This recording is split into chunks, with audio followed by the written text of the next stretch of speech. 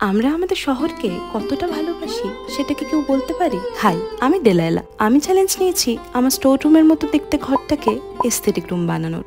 আজ তারই পার্ট 15। শহরের ইট, কাঠ, পাথর, ইমারত, গাছ, কুকুর, বেড়াল, এদেরকে আমরা ঠিক কতটা ভালোবাসি তা হয়তো বোঝানো সম্ভব নয়। কিন্তু ঘরের ছোট্ট একটা কোণাকে তো শহরের নামে ডেডিকেট করাই যায়। ট্রাঙ্কটাকে প্রাইম করার পর যে ছবিগুলো এঁকে নিয়েছিলাম সেগুলোকেই আজ রং করার পালা। প্রিয় ভিক্টোরিয়া, প্রিয় হলুদ ট্যাক্সি, হাওড়া ব্রিজ, দুর্গামা, রসগোল্লা, রিক্সা, একটু একটু করে সবকিছুরই একটা ছোঁয়া রাখার চেষ্টা করেছি। তবে প্রত্যেকটা জিনিসই এতটা ডিটেলড যে করতে বেশ অনেকখানি সময় লেগে গিয়েছে।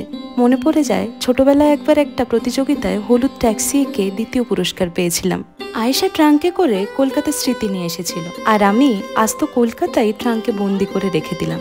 প্রথমে তো রংটা নিয়ে একটু সংশয়ই ছিলাম, তবে এবার মনে হচ্ছে বেশ ভালোই লাগছে। তোমরা কি বলছো? ভেবেছিলাম ট্রাঙ্কের কাজটা হয়তো একটু আগেই শেষ হয়ে যাবে, তবে এত ছোট ছোট ডিটেলিং এর কাজ শেষ করতে বেশ খানিকটা সময় লেগে যাচ্ছে। যে কোনো জিনিসকে নিজের হাতে মনের মতো করে তুলতে তো একটু বেশি সময় লাগেই। রং তুলির ছোঁয়া পেয়ে যে এত বছরের একটা পুরনো ট্রাঙ্কে এতটা সুন্দর লাগবে কখনো ভাবতেই পারিনি। আজ ঠাম্মা থাকলে হয়তো ট্রাঙ্কটা দেখে খুশিই হতেন।